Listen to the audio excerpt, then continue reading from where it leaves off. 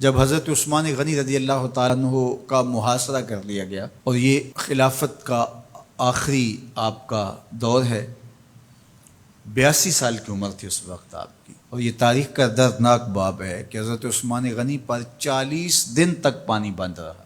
وہ ایک منصوبہ تھا، 3 لوگ 3 مختلف شہروں سے چلے، مصر سے، کوفے سے اور بصرے سے، 1,000 آدمی لے کر کے، اور مدینہ المنورہ میں پہنچ کر کے حضرت علی المرتضیٰ سے ملے، ام المومنین سیدہ عائشہ سے ملے، کبار اصحاب سے ملے۔ تو جو انہوں نے کہا تو انہوں نے ان کو کہا کہ نہیں، ایسی کوئی بات نہیں، فہمائش کر کے واپس بھیج دیا۔ حضرت عثمان غنی رضی اللہ تعالیٰ عنہ پر اقربا پروری کا الزام عائد کیا تھا، تو انہوں نے کہا کہ کوئی ایسی بات نہیں ہے۔ پھر یہ تھا کہ آپ نے کم عمر گورنر، کم عمر لوگ مقرر کیے، تو حضرت عثمان نے کہا کہ حضرت اسامہ بھی تو کم عمر تھے، حضور نے ان کو اگر مقرر کیا ہے تو یہ تو مثال ہمارے سامنے موجود ہے، لیکن یہ ایک منصوبہ تھا، اس منصوبے کے تحت یہ 3 جگہوں سے لوگ آئے تھے۔ وہ 3 دن کی مسافت کے بعد پھر تینوں واپس آ گئے، تو یہ ایک سوالیہ نشان ہے کہ تینوں کیوں واپس آ گئے، کوئی ایک تو نہ آتا نا، تو یہ سب طے شدہ منصوبہ تھا۔ اور پھر انہوں نے مدینہ المنورہ کو گھیر لیا، اور جس طرح سے بلوائیوں نے حالات پیدا کر دیے، سیدنا علی المرتضیٰ رضی اللہ تعالیٰ عنہ تو شہر مدینہ سے باہر تشریف لے گئے تھے، اور اپنے بیٹوں امام حسن اور امام حسین رضی اللہ تعالیٰ عنہ کو حضرت عثمان غنی کے دروازے پر مقرر کیا تھا کہ ان کو ضرر نہ پہنچنے دینا۔ اب 700 صحابہ اجازت طلب کر رہے ہیں کہ آپ ان بلوائیوں سے نپٹنے کا میں جو ہے وہ اجازت نامہ مرحمت کریں، اور بہت سارے لوگ تو حج پہ جا چکے ہیں۔ 18 ذی الحج کا واقعہ ہے جب آپ کی شہادت ہوتی ہے، تو وہ حج پہ جا چکے ہیں، تو جو یہاں موجود ہیں وہ اجازت طلب کر رہے ہیں، لیکن حضرت عثمان غنی رضی اللہ تعالیٰ عنہ نے کہا کہ نہیں، میں ایسی اجازت نہیں دوں گا۔ رسول اللہ صلی اللہ علیہ وسلم کا حرم شہر مدینہ لوگوں کے خون سے لالازار ہو، یہ میں اس کو گوارا نہیں کرتا۔ افواج موجود ہیں، اور دنیا کی تاریخ میں آپ کو ایسا نہیں ملے گا کہ اتنی بڑی حکومت کسی کے پاس ہو اور وہ خود گھیر لیا جائے، اور اس کا پانی بھی بند ہو جائے، اور وہ حکم دے کہ نہیں، میرے لیے آپ ایک قطرہ بھی خون نہیں بہائیں گے۔ بلکہ آپ کے غلاموں نے جب تلواریں اٹھا لی تو آپ نے فرمایا کہ میرا حکم ہے کہ تم تلواریں نیچے رکھو، بلکہ میں تمہیں یہ آفر دیتا ہوں کہ جو غلام لڑے گا نہیں اور یہ میرے سے عہد کرتا ہے وہ آزاد ہے۔ حضرت ابو ہریرہ رضی اللہ تعالیٰ عنہ، حالانکہ یہ پڑھنے پڑھانے والے لوگ تھے، تعلیم و تعلم سے ان کا تعلق تھا، لیکن وہ بھی تلوار لے کے حضرت عثمان غنی کے دفاع میں آ گئے، لیکن حضرت ابو ہریرہ رضی اللہ تعالیٰ عنہ کو بھی حضرت عثمان غنی روک دیتے۔ مالک بن اشتر کہنے لگا کہ ہم آپ کی دستبرداری کے خواہاں ہیں، آپ خلافت سے دستبرداری اختیار کر لیجئے۔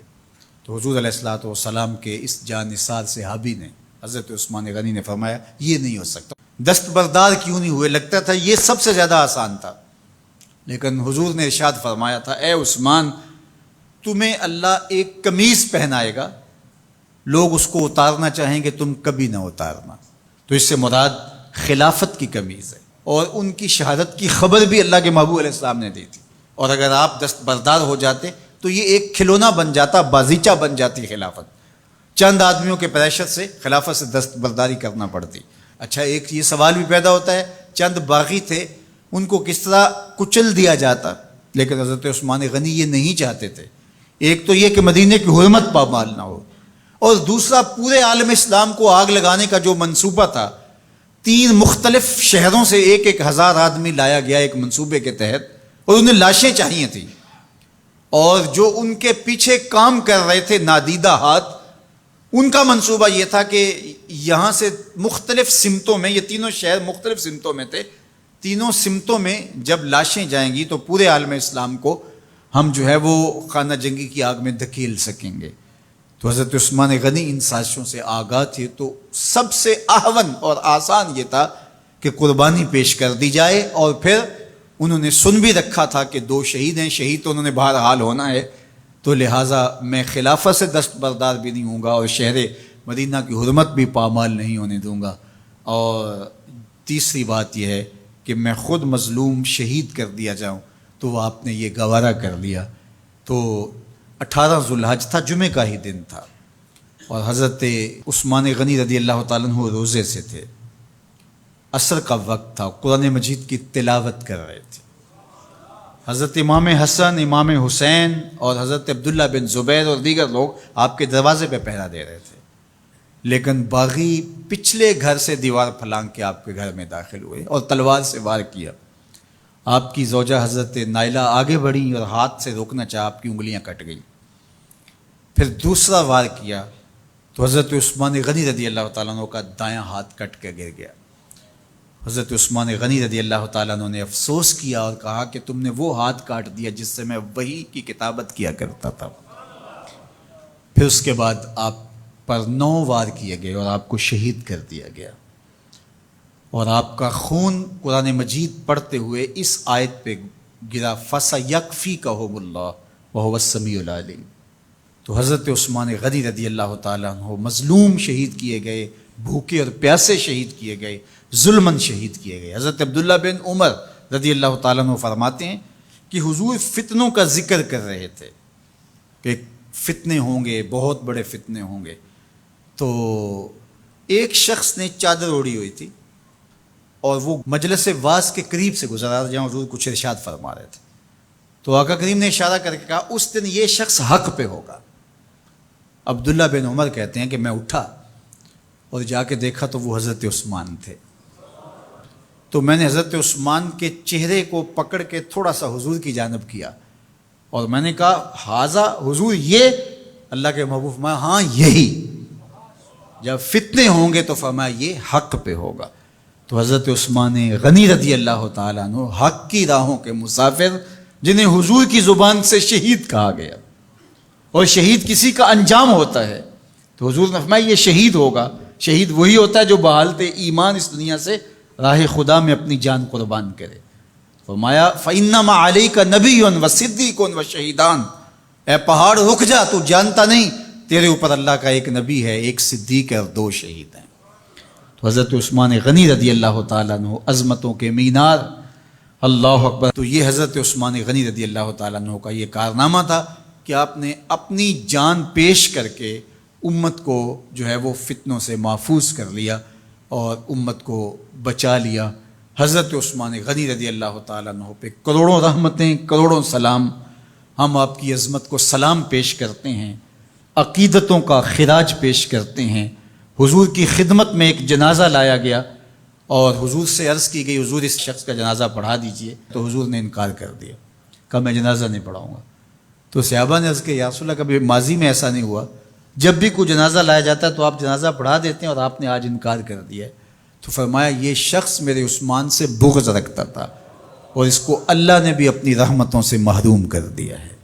حضور نے اس شخص کا جنازہ نہیں پڑھایا جو مبغض عثمان غنی رضی اللہ تعالی عنہ۔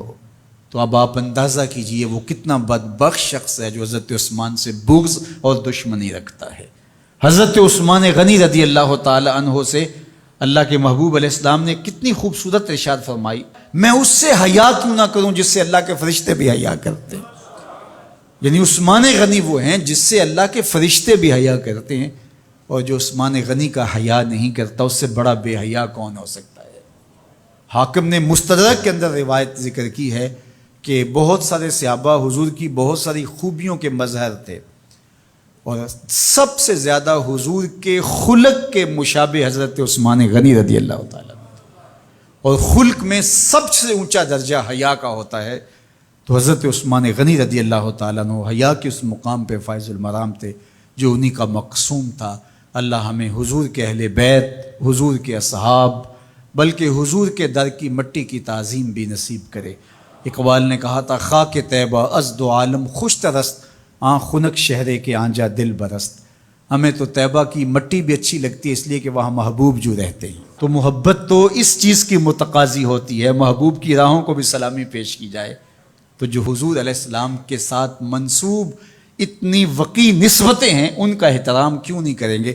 تو حضرت عثمان غنی تو داماد رسول ہیں، حضرت عثمان غنی تو ذو النورین ہیں، حضرت عثمان غنی تو حضور علیہ الصلوۃ والسلام کے محبوب اور حضور علیہ الصلوۃ والسلام کے پیارے ہیں، ان کو جنت کی بشارت دی گئی ہے، عشرہ مبشرہ میں سے ہیں، 4 جلیل القدر خلفاء میں ان کا نام شامل ہے، اور پھر حضور کی 2 صاحبزادیاں ان کے نکاح میں آقا کریم نے ان کو شہید خود قرار دیا، اور میرے اور آپ کے آقا و مولا نے کہا آج کے بعد کوئی عمل عثمان کو نقصان نہیں دے گا، اور کہا عثمان سے میں حیا کیوں نہ کروں، اس سے اللہ کے فرشتے بھی حیا کریں۔